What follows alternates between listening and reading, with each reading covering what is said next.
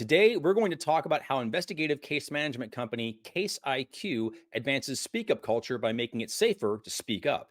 I'm your host, Bill Coffin, and this is the Ethicast.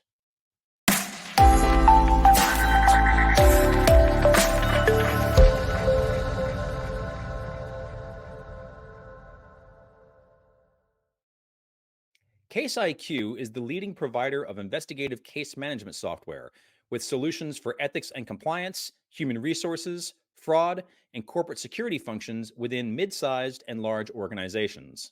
Founded in 1999, Case IQ serves tens of thousands of investigators and case managers on its software platform. It provides organizations with advanced case intake capabilities, workflow configuration, automation, and advanced analytics that help organizations run more accurate and efficient workplace investigations and prevent enormous costs in potential litigation. But more than that, by helping companies conduct better investigations, Case IQ helps them create a greater degree of psychological safety for reporters and witnesses, thereby promoting stronger speak up culture that improves business integrity for everyone.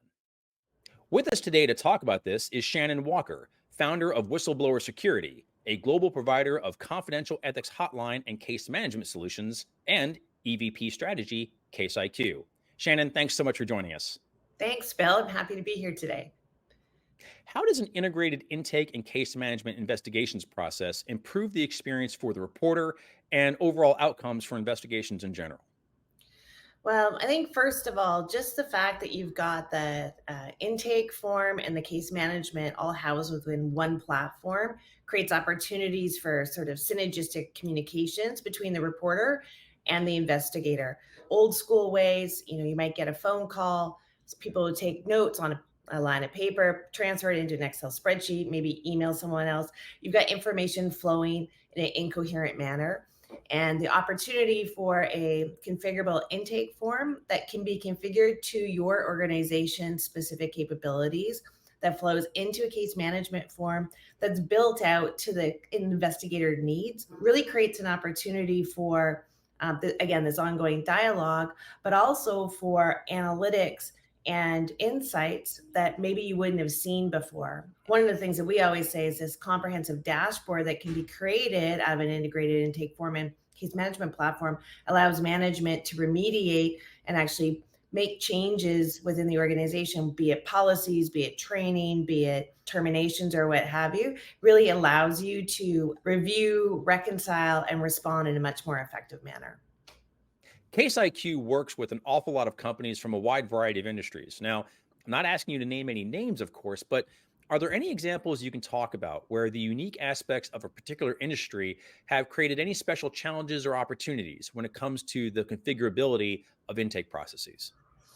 Oh, thanks, Bill. That's a great question because we do work in a lot of industries that have challenges based on perhaps the remote locations of their operations. And that could be in mining, it could be in oil and gas, it could be in agriculture, it could be with some nonprofits that work in really remote locations globally. And so some of the challenges that we're presented with is being able to support individual languages or dialects. And it's very important to create those opportunities for reporters when they want to come forward to be able to report in their first language. And I think that one of the things that we have to also take into consideration is how you actually present the question. And so again, with an intake form that can be configured, you can create that intake form, again, in the native language of your client, but also you can take it to that next level where you can present the question in a form that can be understood based on the audience is going to receive it. So again, with our clients, we, our services are open from frontline workers all the way up to executive staff. And you have to take all of that into consideration when you're posing the questions, how you're posing the questions, and also the level of support that you're giving these people. So not only do you want to have an online form or a chat function or an email opportunity for them to come forward, but you also want to have a live hotline available. And the live hotline provides that empathetic, safe place for people to come to when they're feeling scared. Because when whistleblowers or reporters are coming forward, they are taking a leap of faith. It's a very intimidating thing to come forward and report about someone else or some event within your organization. And so we want to be able to provide the most empathetic, comforting situation for the individual. And that goes back and forth between not only the hotline experience, but also on the online experience. And so with our 17 years in the business, we've really figured out how to make that intake form friendly, easy to navigate through. You don't want it to be like a mortgage application. And so all of these little nuances are very important to extract the type of information that you need. And again, the types of reports that we can get, it can go from harassment to substance abuse on site to fraud and procurement issues and to individual events that are very uncomfortable. So we really want to make sure that regardless of how the person's reaching out to us, we make it simple and we make it empathetic. Sometimes investigations overlook the support that the reporter needs in this process. What are some best practices that you can suggest or shed light on that help to close the loop on investigations in a way that promotes consistency and transparency?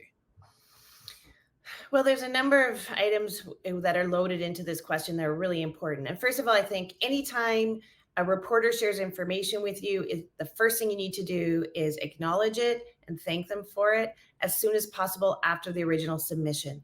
People, again, are very nervous when they come forward and they need that sense of validation and credibility. And so the very first thing is say thank you. The second thing I think is really important is to have a set process in place. So when you get a report, if it's categorized as financial, you know who it's going to for an investigation. If it's HR, you know who it's going to. You need to have those processes in place so that you can expedite your reaction to the investigation and your response to the investigation. And secondarily, I think that the more opportunity you have to engage with the reporter after the original submission it's important for the legitimacy of the program, but also to keep them engaged throughout the investigation so that if you need further information from them, they're more accessible and they're more interested in helping you as you go through the investigation. I also think that sharing sanitized cases with your staff in general is a really important way to say, we are getting these reports. We are activating these reports. These are the outcomes of these reports. And again, you can't share everything sometimes because of privacy and confidentiality. But the more that you can share with your team, I think the more legitimacy around the program it creates.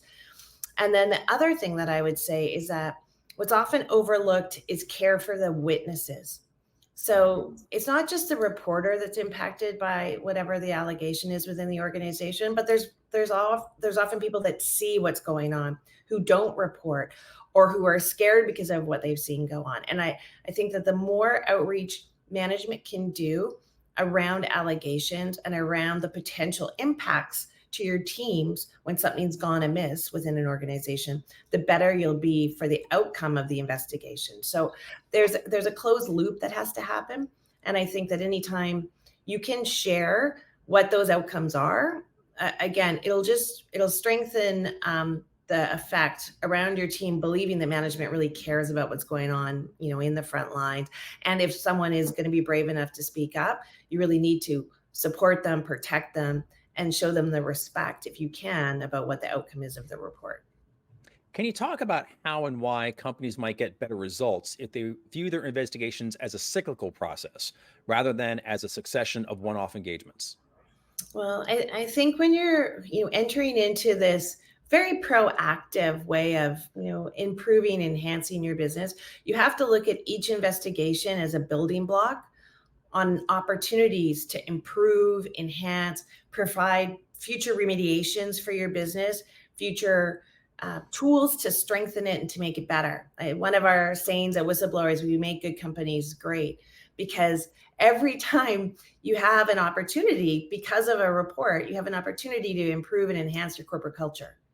And that's where it shouldn't be something that's thrown under the carpet and hidden. It should be something that's celebrated. And I really wish we get to that point in our whole business paradigm where reporters are celebrated and they're not retaliated against, because these people are doing the best thing for the organization by highlighting problems within the organization. And so they should be celebrated rather than persecuted.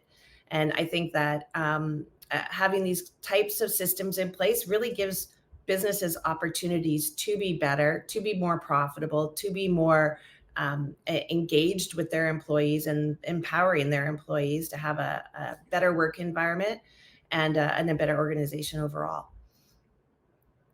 Well, Shannon, thank you so much for joining us today, both for sharing your insights and for the work that you do to help protect reporters and to advance speak up culture. Thanks, Bill. I've enjoyed speaking with you today and look forward to meeting you at Ethisphere in April. To learn more about how the Case IQ platform can help transform your organization's workplace investigations processes and to schedule a demo, please visit caseiq.com. I'm Bill Coffin, and this has been the Ethicast. For more episodes, please visit the Ethisphere YouTube channel at youtube.com/ethisphere. And if this is your first time enjoying the show, please make sure to like and subscribe either on YouTube or on our podcasting platforms at Apple, Spotify, Google, and Amazon Music. Thanks so much for joining us. And until next time, remember, strong ethics is good business.